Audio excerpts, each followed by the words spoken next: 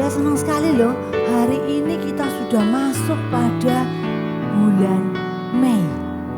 Wah, bulan yang kelima di tahun ini. Dan kita melihat bahwa Yesus sungguh baik dalam kehidupan kita. Kalau adik-adik mau ingat-ingat nih ya, kebaikan Tuhan luar biasa. Mulai dari Tuhan memelihara kesehatan kita, Tuhan terus memungkinkan kita untuk bisa sekolah online. Dan bahkan kita tetap bisa sekolah minggu secara online seperti ini. Adik-adik, Dia yang sudah mati bagiku, tapi Dia juga yang sudah bangkit bagiku. Bukan bagiku saja, tapi juga bagimu, bagi kita semua. Dia sungguh baik, Dia sungguh baik. Kita nyanyikan lagu ini. Dia sungguh baik. Dia sungguh baik, Dia sangat baik. Yesus, Dia baik bagiku. Katakan sekali lagi, Dia sungguh baik. Dia sungguh baik, Dia sangat baik. Yesus, Dia baik bagiku. Dia mati bagiku, Dia mati bagiku. Dia bangkit bagiku, Dia Tuhan Allah penyelamatku. Kuasa maut dikalahkan, hidupku dipulihkan. Dia Tuhan Allah kemenanganku. Dia sungguh baik, Dia sungguh baik, Dia sangat baik, Dia sangat baik. Yesus, Dia baik bagiku. Dia sungguh baik, Dia sangat baik. Yesus, Dia baik bagiku. Dia mati bagiku, Dia mati bagiku. Dia bangkit bagiku. Dia Tuhan Allah penyelamatku. Kuasa maut dikalahkan, hidupku dipulihkan. Dia Tuhan Allah kemenanganku. Dia sungguh baik, Dia sangat baik. Yesus, Dia baik bagiku. Dia sungguh baik, Dia sangat baik. Yesus, Dia baik bagiku. Dia sungguh baik, Dia sungguh baik, Dia sangat baik. Yesus, Dia baik bagiku. Dia sungguh baik, Dia sangat baik. Yesus, Dia baik bagiku. Yesus, Dia baik bagiku. Puji Tuhan, adik-adik. Ayo sekarang kita berdoa ya. Tuhan, Engkau sungguh baik dalam hidup kami. Engkau sangat baik. Kami sungguh melihat betapa Tuhan memelihara kehidupan kami. Hingga hari ini kami boleh memasuki minggu yang kelima. Kami sungguh bersyukur ya Tuhan untuk semuanya ini Tuhan. Tuhan, kami ingin beribadah kepada Tuhan. Biarlah kiranya ibadah kami ini boleh menyenangkan hati Tuhan. Terima kasih Tuhan Yesus, berbicaralah pada kami melalui firman Tuhan hari ini. Di dalam nama Tuhan Yesus kami sudah berdoa. Amin. Adik-adik, Dia sungguh baik bagi kita. Dia sudah mati, Dia sudah bangkit bagi kita, Dia hidup bagi kita. Tapi kadang-kadang kita yang suka hidupnya apa? Nggak nurut sama jalannya Tuhan. Kita nyanyikan sebuah lagu. I'm fixing my eyes on you. I won't turn left and I won't turn right. I won't turn left and I won't turn right. Will not stray from the path that's right, but I'll keep on seeking, keep on reaching.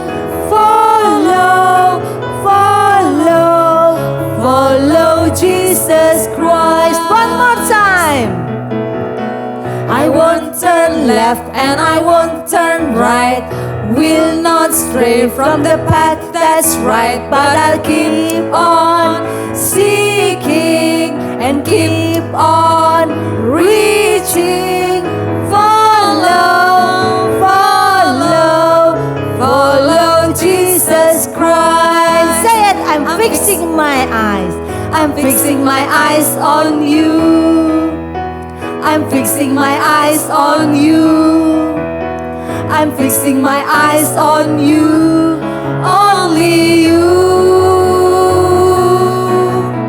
I'm fixing my eyes on you. I'm fixing my eyes on you.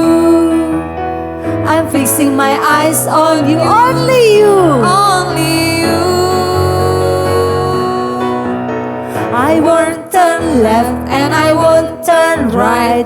Will not stray from the path that's right, but I'll keep on seeking and keep on reaching. Follow, follow, follow Jesus Christ. I'm fixing my eyes.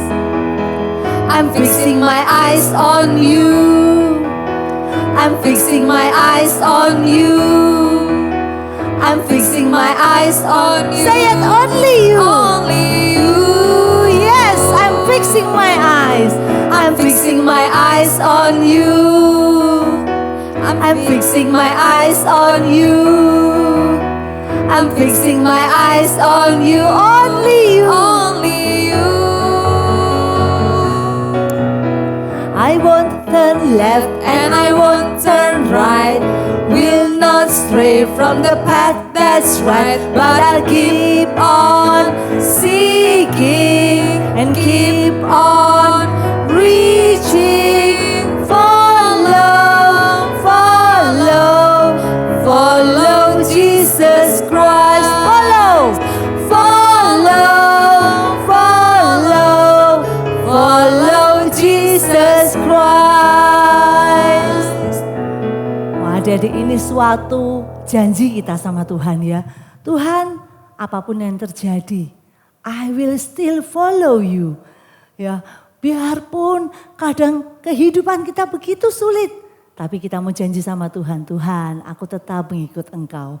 Adik-adik, di Amerika nih, di suatu negara bagian yang namanya New Jersey, ada 2 orang polisi. Yang satu namanya Steve, yang satu namanya Phil. Bukan Philia, tapi Phil ya. Nah, Steve and Phil ini mereka sedang undercover. Mereka sedang melakukan penyamaran. Karena mereka mau melakukan suatu operasi untuk menangkap pengedar narkoba. Wah, mereka sudah selama beberapa bulan mengikuti sebuah kelompok narkoba ini, kelompok pengedar narkoba, dan mereka mau menangkap kelompok ini.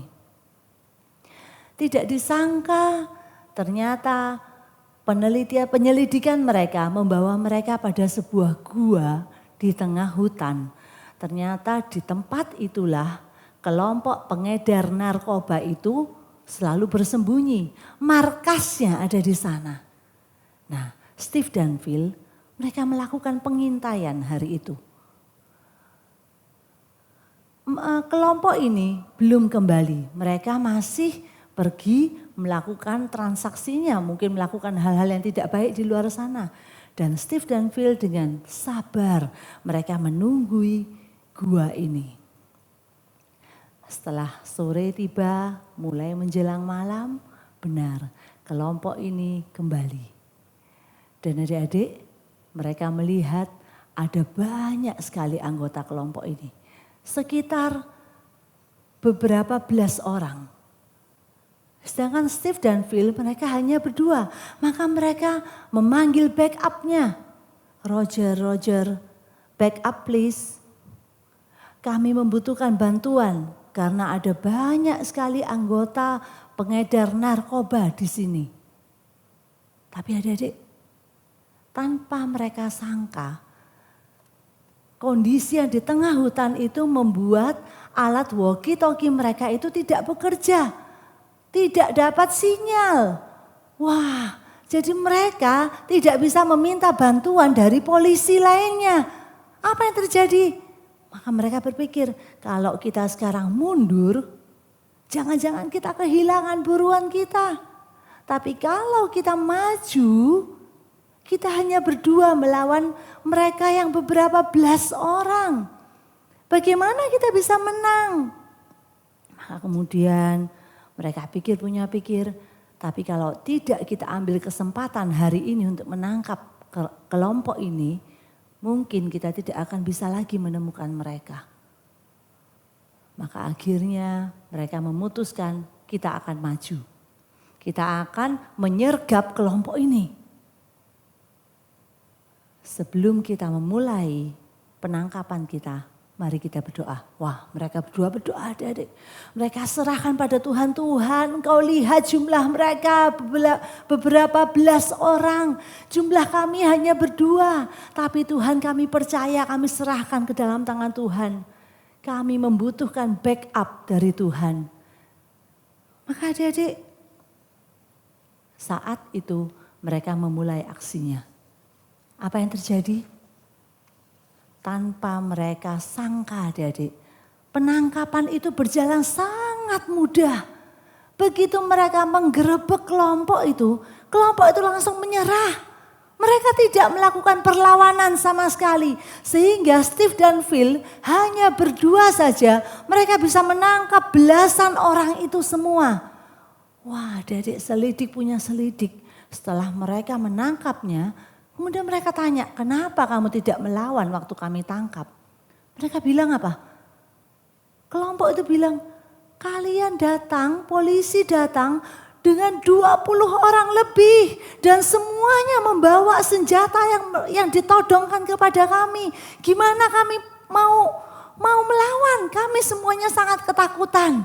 Adik-adik, pada berapa orang yang maju? Hanya Steve dan Phil, hanya 2 orang.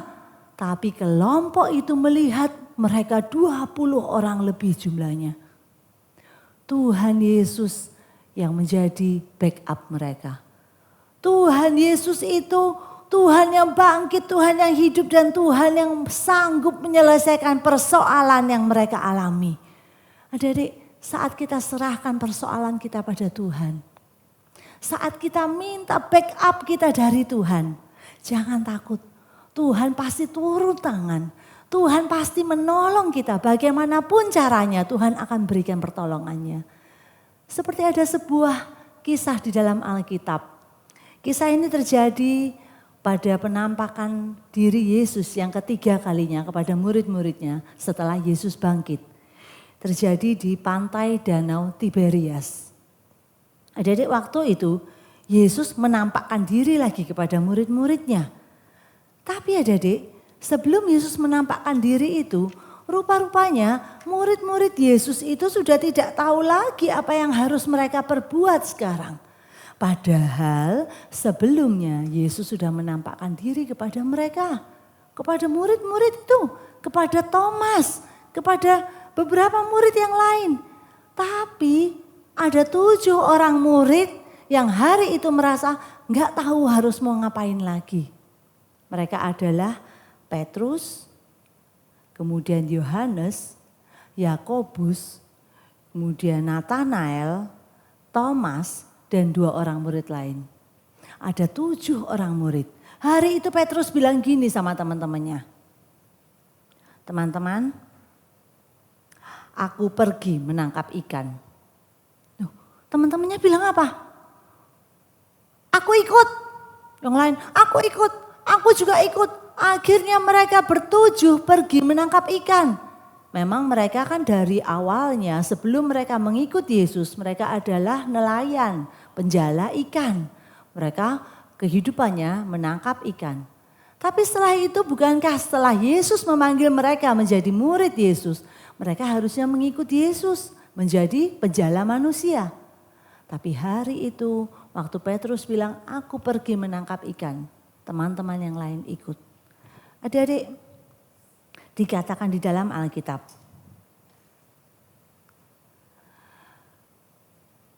mereka berangkat lalu naik ke perahu. Tetapi malam itu mereka tidak menangkap apa-apa. Adik-adik bayangkan, Petrus, Yohanes, Yakobus dan lain-lainnya, mereka semua itu adalah nelayan profesional. Mereka adalah nelayan yang dari kecil pekerjaannya sudah nelayan. Dari orang tua mereka pun seorang nelayan. Dan Danau Tiberias adalah tempat mereka biasa menangkap ikan di sana. Tapi hari itu mereka tidak mendapat apa-apa. Bukankah mereka harusnya sudah tahu bagaimana kondisi danau, bagaimana seharusnya menangkap ikan? Mereka tahu semuanya. Tapi malam itu mereka tidak mendapat apa-apa. Ketika hari mulai siang, Yesus berdiri di pantai. Tetapi murid-muridnya tidak tahu bahwa itu Yesus. Kata Yesus kepada mereka, hai anak-anak, adakah kamu mempunyai lauk pauk? Kata mereka, tidak ada. Karena mereka memang tidak berhasil menangkap seekor ikan pun. Maka kata Yesus kepada mereka, tebarkanlah jalamu di sebelah kanan perahu, maka akan kamu peroleh. Adik-adik, Yesus anak tukang kayu, ya kan? Yusuf itu anak seorang tukang kayu. Tapi waktu itu, hari itu, Yesus bilang kepada mereka, tebarkanlah jalamu di sebelah kanan perahumu. Tahu apa Yesus tentang nelayan? Tahu apa Yesus tentang menangkap ikan? Tapi adik-adik, murid-murid itu mereka taat. Mereka menebarkannya dan mereka tidak dapat menariknya lagi karena banyaknya ikan. Saking banyaknya, saking beratnya jala itu sampai gak kuat mereka nariknya. Wah, adik-adik, luar biasa ya. Waktu Tuhan yang menunjukkan tempatnya, di situ loh kamu harus taburkan, harus tebarkan jalamu. Di situ mereka dapat ikan dengan sangat banyak. Maka kata murid yang dikasih Yesus itu, yaitu Yohanes, dia berkata kepada Petrus, itu Tuhan. Ketika Petrus mendengar bahwa itu adalah Tuhan, maka ia mengenakan pakaiannya. Sebab ia tidak berpakaian, lalu ia terjun ke dalam danau. Murid-murid yang lain datang dengan perahu karena mereka tidak jauh dari darat. Dan mereka menghela jala yang penuh ikan itu. Ketika mereka tiba di darat, mereka melihat api arang dan di atasnya ikan dan roti. Adik-adik, Yesus sudah membuat api unggun di situ. Yesus sudah menyiapkan apinya. Ada ikan, ada roti yang sudah disiapkan oleh Yesus. Kata Yesus kepada mereka, bawalah beberapa ikan yang baru kamu tangkap itu. Simon Petrus naik ke perahu, lalu ia menghela jala itu ke darat penuh ikan besar, 153 ekor banyaknya. Dan sungguh pun sebanyak itu, jala itu tidak koyak. Kata Yesus kepada mereka, marilah dan sarapanlah. Tidak ada di antara murid-murid itu yang berani bertanya kepadanya, siapakah engkau? Sebab mereka tahu bahwa ia adalah Tuhan. Yesus maju ke depan, mengambil roti dan memberikannya kepada mereka. Demikian juga ikan itu. Itulah ketiga kalinya Yesus menampakkan diri kepada murid-muridnya sesudah ia bangkit dari antara orang mati. Adik-adik, murid-murid malam itu mereka harus mengakui kegagalan mereka menangkap ikan. Mereka tidak dapat apa-apa, tapi Yesus menyuruh mereka menangkap ikan di sebelah kanan perahunya. Dan adik-adik, perkataan Tuhan Yesus itu, tebarkanlah jalamu di sebelah kanan perahu, itu seolah memberikan sebuah janji, memberikan suatu kepastian bahwa kalau kamu tebar di sana, kalau kamu taat pada perkataanku, maka kamu akan dapat ikan banyak. Bukan coba ditebarkan sebelah kanan, siapa tahu dapat ikan. Coba barangkali nanti ada ikan yang masuk kalau ditebarkannya di sebelah kanan. Tidak, adik-adik. Perkataan Yesus itu adalah sebuah janji pada murid-muridnya bahwa apa? Kamu tebarkan di sana, kamu akan dapat ikan. Saat mereka patuh, mereka bahkan tidak dapat menarik jala itu karena saking banyaknya ikan yang ada di dalam jala itu. Yesus menemui murid-muridnya saat mereka gagal, saat mereka dalam kesulitan, saat mereka dalam masalah. Karena malam itu mereka tidak punya makanan. Esokan harinya mereka mungkin tidak punya makanan karena mereka tidak dapat ikan semalaman. Yesus datang menemui murid-muridnya saat itu. Yesus menyatakan diri sebagai Tuhan. Dia yang memperhatikan kehidupan mereka. Tuhan Yesus yang memenuhi kehidupan mereka. Memenuhi kebutuhan setiap dari mereka. Lihatlah bagaimana Tuhan sudah menyediakan api arangnya. Tuhan sudah menyediakan ikan dan roti untuk mereka. Yesus ingin murid-muridnya tahu bahwa Dia yang memelihara kehidupan mereka. Baik saat Yesus masih bersama-sama murid-muridnya, maupun saat Yesus sudah bangkit dari kematian, maupun saat Yesus naik ke surga, Dia tetap ada bersama dengan murid-muridnya. Adik-adik, di sini Yesus mengajarkan kepada kita juga bahwa Yesus adalah sumber keberhasilan kita. Sekarang Yesus ada di surga, mungkin kita tidak melihat Yesus di sebelah kita. Mungkin kita tidak mendengar suara Tuhan dengan pasti, dengan telinga kita. Tebarkan jalamu di sebelah kananmu. Mungkin tidak itu yang kita alami hari ini. Tapi adik-adik, Yesus Dia selalu bersama dengan kita. Di setiap kegagalan kita, di setiap masalah kita, di setiap kesulitan kita, Dia sudah menyediakan jawabannya. Seperti murid-murid, Yesus sudah menyediakan api arangnya dan ikan dan rotinya. Adik-adik, jangan kita putus asa. Tuhan itu yang berkuasa atas segala sesuatunya. Maka ini sebuah pelajaran penting bagi kita. Untuk apa? Selalu bergantung pada Tuhan dalam segala perkara. Segala apapun yang kita alami dalam hidup kita, kesulitan apapun yang kita alami, bawa masalah kita, bawa kesulitan kita pada Tuhan. Dia yang akan memberikan jalan keluarnya. Seperti Steve dan Phil tadi, mereka membawa masalah mereka. Mereka tidak punya backup polisi lain, tapi mereka minta backup dari Tuhan. Dan sungguh Tuhan menunjukkan kepada mereka. Tuhan memecahkan masalah mereka. Dan Tuhan menolong mereka menyelesaikan masalahnya. Adik-adik, Kak Pilia hari ini bersama dengan seorang teman. Kak Pilia panggil ya, Kak Patrin. Wah, hari ini Kak Pilia ditemani oleh Kak Patrin. Wah, halo. Kak Patrin. Adik-adik, ada yang belum kenal sama Kak Patrin? Boleh kenalan ya, ini adalah Kak Supatrin. Minggu lalu pasti udah tahu ya Kak Supatrin kan yang jadi backup vokalnya Kak Pilia juga. Hari ini pun juga Kak Supatrin membantu Kak Pilia jadi backup vokal. Nah Kak Supatrin, ya Kak Patrin, apakah ada cerita nih buat teman-teman nih? Mungkin tentang Tuhan, bagaimana Tuhan tuh menyelesaikan masalah Kak Patrin atau bagaimana? Ada Kak Pilia. Waduh, ada. Coba kita ceritakan. Waktu itu Kak Pilia, aku mau sekolah kan.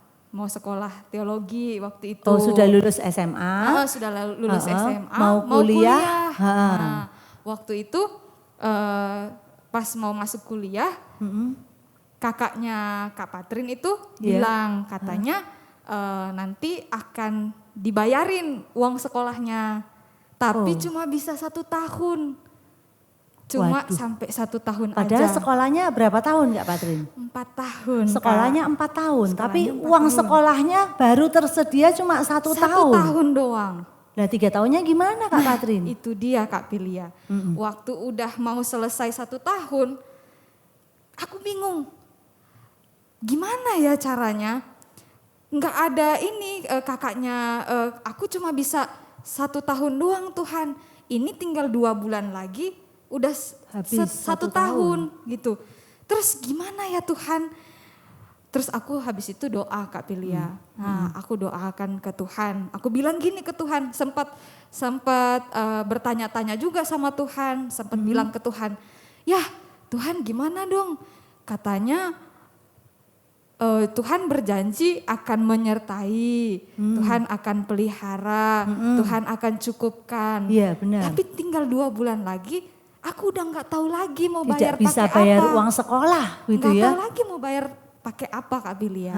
Nah akhirnya aku bilang sama Tuhan, aduh gimana Tuhan, tinggal 2 bulan lagi, udah nggak ada lagi duit buat bayar. Akhirnya sempat putus asa, sempat bingung gitu. Ya sudah, aku datang kepada Tuhan Kak Bilia. Aku datang dan aku bilang ke Tuhan, Tuhan, aku percayakanlah semuanya ke Tuhan. Kalau memang Tuhan panggil aku, Tuhan sudah bawa aku ke Jakarta itu, ke sekolah itu. Ke sekolah itu. Aku percaya Tuhan yang akan tuntun aku juga, Tuhan yang akan pimpin aku untuk selesaikan sekolah itu. Tuhan yang akan selesaikan masalah kita. Nah, ternyata Kak Pilia, Iya. masih 1 bulan lagi. 1 bulan lagi enggak duit kakakku habis. Tuhan kirim satu gereja yang mau biayain sekolah aku gitu. Jadi Tuhan itu beri jawaban itu tepat pada waktunya tepat ya. pada waktunya, bahkan masih ada 1 bulan lagi Kak Pilia. Tapi Tuhan sudah kirim satu gereja untuk biayain sekolah aku sampai aku selesai. Sampai 4 Sampai tahun itu ya. keempat Tuhan tetap pelihara, Tuhan cukupkan. Nah dari Puji situ Tuhan, ya. Kak Pilia, aku belajar bahwa janji Tuhan itu emang pasti gitu. Enggak akan, itu bukan janji yang kayak Kak Pilia bilang tadi loh, bukan coba-coba gitu. Coba aja gitu. Coba barangkali, mungkin siapa tahu gitu ya. Mungkin. Tapi enggak ya. Enggak. Perkataan tapi ternyata, Tuhan itu janji yang pasti. Iya, Ya. pasti ternyata dia buka jalan. Waktu kita udah buntu, aduh gimana nih, udah nggak ada jalan gitu. Tapi Tuhan buka jalan, buat kita. Gitu Kak Pilia. Kak Patri mungkin mau nyanyikan sebuah lagu ya. Ya ada satu lagu nih, lagunya tuh judulnya Tuhan akan buka jalan, God will make a way. Pada saat kita tuh nggak lihat jalannya Tuhan, tapi Tuhan ternyata membuka jalan bagi kita, meskipun kita tidak melihatnya. Gitu Kak Pilia. God will make a way where there seems to be no way. He works in ways we cannot see. He will make a way for me. He will be my God. Hold me closely to His side with love and strength. For each new day, He will make a way. He will make a way. Adik-adik kita sama-sama nyanyikan lagu ini. God will make a way. God will make a way where there seems to be no way. He works in ways we cannot see. He will make a way for me. He will be my guide. Hold me closely to His side with love and strength for each new day.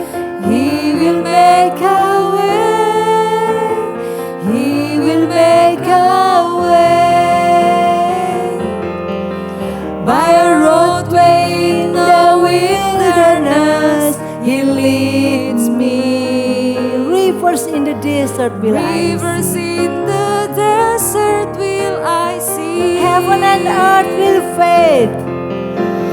Heaven and earth will But fade. His word will still But His remain. word will still remain. He will do something new today. God will make a way where there seems seems to be no way. He works in ways we cannot see. He will make a way for me. He will be my guide. Hold me closely to His side. With love and strength for each new day, He will make a way.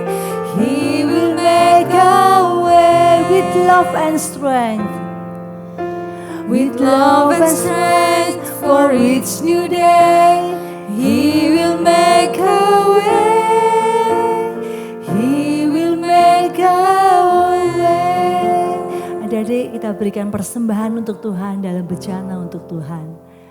Kak Patrin boleh pimpin kita dalam doa penutup hari ini? Oke. Adik-adik, mari kita berdoa.